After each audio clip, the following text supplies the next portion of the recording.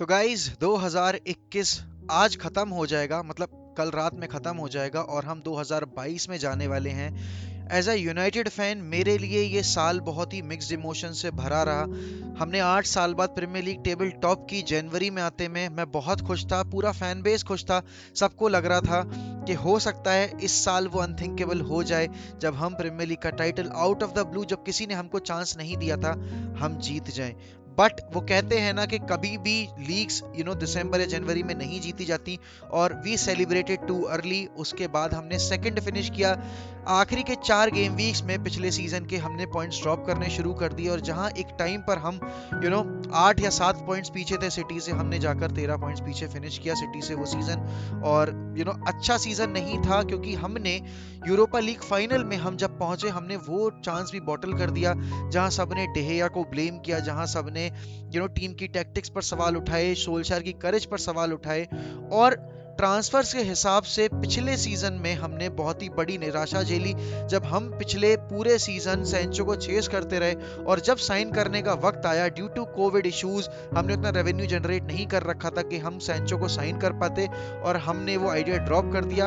हम 3 प्लेयर्स लेकर आए, कवानी, फकुंदो पाइस्त्री, अमाद दियालो, और 2 प्लेयर और थे जिनमें नाम था एलेक्स टेलेस का और डॉनी वेंडबीक का। अब डॉनी वेंडबीक का सिनेरियो ऐसा हुआ कि डॉनी वेंडबीक को जब लेकर आए थे तो सब बहुत एक्साइटेड थे, क्योंकि यंग नेदरलैंड टैलेंट था वो। उसने आईएक्स की उस टीम में बहुत अच्छा परफॉर्म किया था जिस साल वो सेमीफाइनल पहुंचे थे। उसने रियल मैड्रिड के अगेंस्ट गोल स्कोर किए थे, उसने यूवेंटस के अगेंस्ट गोल स्कोर किए थे, and he was their one of their main player. उसके बाद एलेक्स टेलेस की साइनिंग सबको बहुत जरूरी लग रही थी, एक टाइम पर रेगियन आने वाला था। बट हमने जब एलेक्स टेलेस को साइन किया तो लग रहा था चलो फाइनली हम लूक शॉ को नहीं देखेंगे, और एलेक्स टेलेस अब हमारा फर्स्ट चॉइस लेफ्ट बैक बन जाएगा। बट वो चैलेंज लिया लूक शॉ ने, और उसके बाद लूक शॉ ने अपनी परफॉर्मेंस इंप्रूव की। जब कवानी साइन हुआ था ना, तो सबने ये सवाल उठाए थे इंक्लूडिंग मी, कि क्या एक 33 ईयर ओल्ड स्ट्राइकर परफॉर्म कर पाएगा यूनाइटेड में आकर, वो भी नंबर 7 जर्सी, जिसका कर्ज रोनाल्डो के जाने के बाद से चला आ रहा था। क्योंकि कोई प्लेयर, चाहे वो डी मारिया हो, चाहे वो माइकल ओवन हो, चाहे वो एंटोनियो वेलेंसिया हो, चाहे वो मेम्फिस डिपाय हो, चाहे वो एलेक्सिस सैंचेज हो, किसी ने उस जर्सी को पहनकर वो एक्सपेक्टेशंस मैच नहीं की थी जो हम लगाते हैं एक नंबर 7 जर्सी पहनने वाले प्लेयर से। But to everyone surprise, Cavani ने वो कर्ज ब्रेक किया। उसने अपने उस सीजन में, पिछले सीजन में 15 गोल स्कोर किए, और हम एक मतलब मिड टेबल टीम से जो सब लोग एक्सपेक्ट कर रहे थे, उससे हम पहुंच गए नंबर 2 की पोजीशन पर। हमने एफए कप में अच्छा चांस था हमारा लेस्टर के अगेंस्ट, हमने वो बॉटल कर दिया। फिर हमने कैराबाओ कप का सेमीफाइनल, एक बार फिर से हम सिटी के हाथों हार गए। और फिर जब हम यूरोपा लीग के फाइनल पहुंचे तो हमने वहां विलेरियल के अगेंस्ट घुटने टेक दिए पेनल्टी शूटआउट में। जो गेम हमें ले जाना ही नहीं चाहिए था पेनल्टी शूटआउट में, वो हम लेकर गए, और इवेंचुअली डेया की वो पेनल्टी मिस, और डेया ने भी पेनल्टी सेव नहीं की थी, उसी वजह से हम मैच हार गए। बट वो गेम कहीं ना कहीं सोल्शायर की गलती थी कि हम वो गेम नहीं जीत पाए, और हम अपना 4 साल में पहला ट्रॉफी जीतने का मौका गवा बैठे।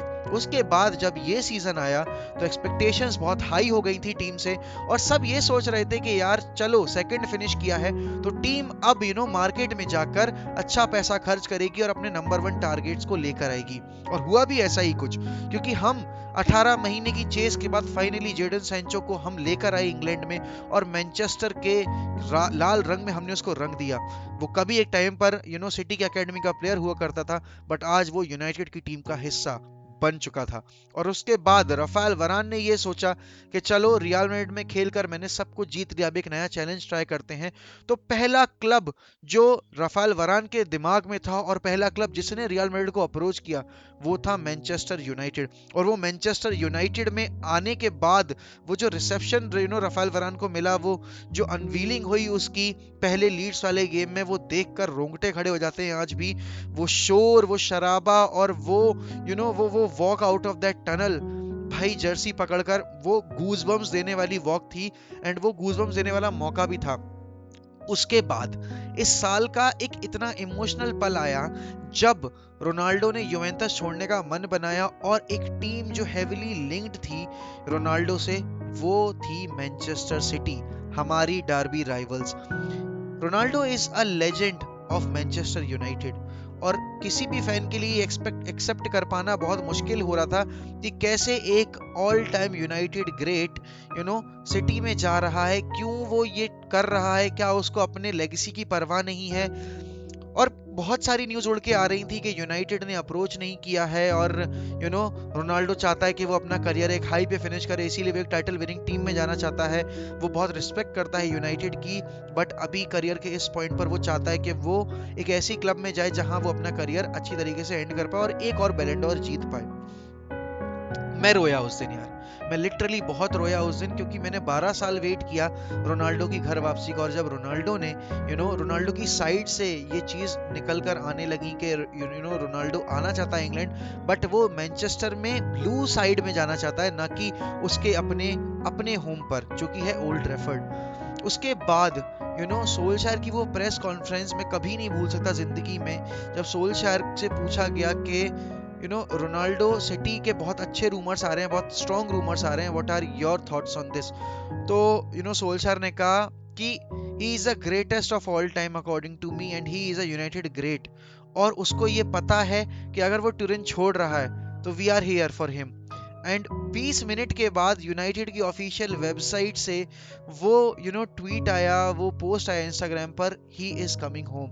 एंड मैं सच बता रहा हूँ, मैं उस दिन इतना फूट फूट कर रोया, क्योंकि वो वो 12 साल का बच्चा जब जिसने फुटबॉल देखनी शुरू की थी, उसके बाद जब रोनाल्डो उसको उसने जाते देखा बट वो क्लब के साथ बना रहा, और मेरे जैसे लाखों करोड़ों लोग इस क्लब के साथ बने रहे सिर्फ इस आस में कि एक दिन हमारा CR7 वापस आएगा, हमारा रोनी घर वापस आएगा, I'll once again run down the wing and hear United sing. वो चैंट आज भी मेरे दिमाग में ताजी है, जब वो पहली बार उसने अपना गोल स्कोर किया था। और उसके बाद फाइनली जब 11 सितंबर 2021 को ओल्ड ट्रैफर्ड की पिच पर यूनाइटेड में रिटर्न करते हुए रोनाल्डो ने अपनी घर वापसी की और अपनी होम कमिंग पर 2 गोल स्कोर किए, उस दिन मेरा सपना पूरा हो गया कि मैं रोनाल्डो को एक बार वापस से यूनाइटेड में देखना चाहता था, और वो मैंने देखा, और मेरी तरह लाखों करोड़ों लोगों ने वो पल जिया। उसके बाद एक तरीके से डाउनफॉल शुरू हुआ क्लब का वापस से सोल्शायर के अंडर। वो टीम जो अच्छी दिशा में जाती दिख रही थी, वो कहीं ना कहीं अपना स्ट्रॉन्ग होल्ड गवा दी, और यंग बॉयज के अगेंस्ट हम अपना गेम हार गए। उसके बाद आकर हमने लिवरपूल के अगेंस्ट इतनी शर्मनाक हार झेली। मैं दिल्ली गया था स्क्रीनिंग देखने, और वहां से स्क्रीनिंग जहां होस्ट हुई थी, तो मैं और मेरे सारे दोस्त फूट फूट कर रोने लगे। मैंने इंस्टाग्राम लाइव होस्ट किया था, वहां पर मैं टूट गया एकदम से, और मैं वहां पर इमोशनल हो गया। वहां बाबा ने मुझे आकर सपोर्ट दिया, ड्रॉग बाबा ने, और फिर उनसे मेरी बात होनी शुरू हुई। तो उसके बाद फिर सिटी वाले गेम में मैं वापस से दिल्ली गया, इस आस में कि चलो एक डार्बी हारे, दूसरी डार्बी में ये थोड़ी सी इज्जत रख लेंगे, बट वही वही दोबारा से स्थिति दोहराई गई, और हम वो गेम भी हार गए। फैंस के लिए बुरा लग रहा था, हमारे लिए बुरा लग रहा था जो इतना पैसा खर्च करके वहां जा रहे थे। और उसके बाद फिर ultimately final nail in the coffin जब वो आया कि वॉटफोर्ड के अगेंस्ट हम 4-1 हार गए, और अगले दिन सोल्शायर को सेक कर दिया गया। सोल्शायर की सेकिंग पर बहुत ही इमोशनल हो गया सारा फैन बेस, और मैं तो इतना इमोशनल बंदा हूँ कि मैं छोटी छोटी बात पर यूनाइटेड को लेकर रोने लगता हूँ। और उस दिन भी ऐसा ही कुछ हुआ कि मैंने जब अपना लाइव स्ट्रीम किया सोल्शायर की सेकिंग के बाद, तो मैं वहां एकदम से बिखर गया, मैं टूट गया, मैं वहां पर फूट फूट के रोने लगा। और आप लोगों ने मुझे संभाला, आप लोगों ने मुझे इंस्टाग्राम मैसेजेस करके बहुत ज़्यादा कॉन्फिडेंस दिया। और यार उसके बाद जब रेनिक की न्यूज़ आई, तो सारा फैन बेस थोड़ा सा खुश हो गया कि चलो finally after these many years हमें एक प्रॉपर फुटबॉल टेक्नीशियन मिल रहा है। और हमने अच्छा किया माइकल कैरिक के अंडर, जब वो 2 गेम था, 3 गेम एक्चुअली था केयरटेकर मैनेजर में, उसने चेल्सी से पॉइंट्स निकलवाए, उसने हमें चैंपियंस लीग में जितवाया, और उसके बाद फाइनली अपने लास्ट गेम में भी ही डिलीवर्ड वेल। तो ऑन अ होल उसके बाद जब रेगनिक आया, तब हमें एक अच्छी सी परफॉर्मेंस देखने को मिली क्रिस्टल पैलेस के अगेंस्ट। उसके बाद हम यंग बॉयज के अगेंस्ट भी हमने ड्रॉ निकाल लिया, और फिर उसके बाद नॉर्विच के अगेंस्ट हम जीत गए।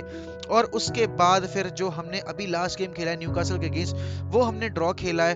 तो अभी स्थिति चेंज होती दिख रही है यूनाइटेड की, और यूनाइटेड यहाँ से सिर्फ इम्प्रूव कर सकती है। मैं नहीं चाहता कि जो बुरे दिन हमने 2021 में देखे, हम वो वापस से 2022 में देखें। और ये चैनल जब मैंने शुरू किया था तो ये चैनल इस वजह से ही शुरू किया था कि मैं आप लोगों के सामने बैठकर अपनी फीलिंग शेयर कर पाऊँ, आप लोगों से डिस्कस कर पाऊँ यूनाइटेड के बारे में और प्रीमियर लीग क्लब्स के बारे में स्पेसिफिकली।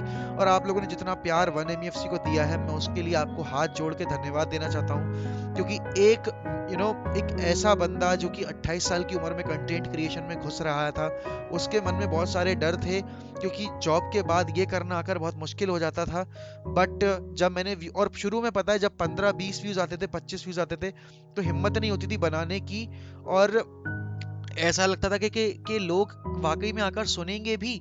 बट नहीं, आप लोगों ने बाद में इतना सपोर्ट किया। और कहीं ना कहीं इसका मेन रीज़न रोनाल्डो भी था, क्योंकि रोनाल्डो की होम कमिंग के बाद ही मेरे चैनल के व्यूज़ एकदम से बढ़ने लगे। और इसीलिए जब भी कोई कंटेंट क्रिएटर मुझसे आकर अप्रोच करता है ना, चाहे वो छोटा हो चाहे बड़ा हो, मैं कभी मना नहीं करता। क्योंकि भाई मैं उस फेज़ को देख चुका हूँ, मैं उस फेज़ को झेल चुका हूँ, जहाँ मैंने वो स्ट्रगल किए थे दिन, मैंने वो दिन देखे थे जब मेरी व्यूज़ पर लोग देखने तक नहीं आते थे, अपनी शक्ल दिखाना भी मुनासिब नहीं समझते थे। और मैं लोगों को मैसेज करता था अप्रोच करने के लिए, बट किसी ने मेरा साथ नहीं दिया। आज हम 9 के सब्सक्राइबर्स हो सकता है बहुत जल्दी पूरे कर लेंगे। और उससे पहले मैं आपको तहे दिल से शुक्रिया अदा करना चाहता हूँ कि अगर आप नहीं होते तो ये चैनल नहीं होता। और उन सारे कंटेंट क्रिएटर्स का मैं थैंक यू करना चाहता हूँ जिन्होंने मुझे अपॉर्चुनिटी दी अपने चैनल पर आने की, मुझ में ट्रस्ट दिखाया, और साथ ही साथ मुझे अप्रिशिएट किया, मेरे काम को अप्रिशिएट किया। तो 2021 को अच्छे पॉइंट पर एंड करते हैं, और 2022 में जाते जाते आपसे मेरी एक्सपेक्टेशंस यही है कि आप इसी तरीके से चैनल को प्यार करते रहेंगे, सपोर्ट करते रहेंगे, and will always keep the red flag flying high, because Manchester United will never die. And I hope that in 2022-21 will come home once again, and we'll might win the number 21 first division title for Manchester United together, and हम celebrate करते रहेंगे, watch अलॉन्ग्स करते रहेंगे। आपकी और मेरी गुफ्तगू, आपकी और मेरी लड़ाइयाँ हंसी मजाक वाली चलती रहेंगी। Till then see you, take care, and this is Mohak Tripathi, love you all.